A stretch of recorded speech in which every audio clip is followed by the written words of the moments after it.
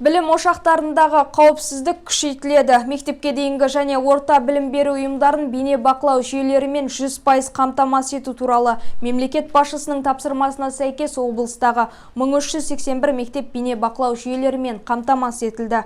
Бүгін өткен мәжіліс отырысында облыс әкімі Дархан Сатыбалды бұл бағытта атқарылып жатқан жұмыстармен танысып, жауапты басқармаларға нақты тапсырмалар берді.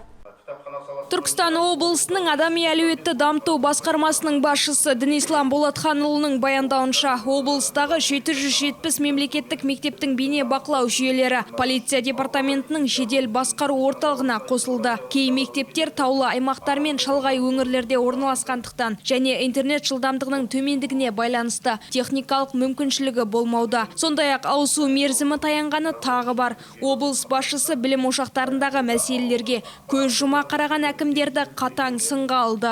Тапсырманы орындау керек. Ол балалар үшін ғой.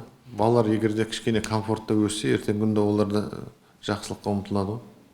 Аудан қала әкімдер, сіздердің енді балаларыңыз ғой, сізде ауданда, қаладағы нелер.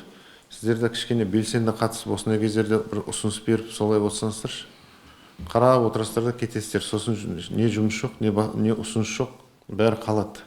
Сіздің территорияңызда болғаннан кейін, құрылыс саласынан бастап, жол болса да, егер сапасы төмен болса, мектептерде проблем болып жатса, көптеген кадрлық мәселелер бойынша проблем болып жатса, ол бойынша сіздер ұсыныс беру керексіздер.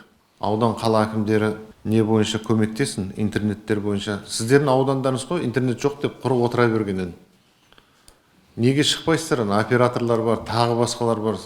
Бізде істемейді деп қойып, бізге отырасыздар. Неге шықпайсыздар? Неге жұмыс істемейсіздер? Сол проблемаларын біз халықпен кездескен кезде көп сұрақ қояды. Байдыбекте сондай сұрақтар болды, тағы басқа жерлерде сұрақтар болды. Тікелей сіздермен напрямую жұмыс істейді. Сіздерді бастасаңыздар жұмысты.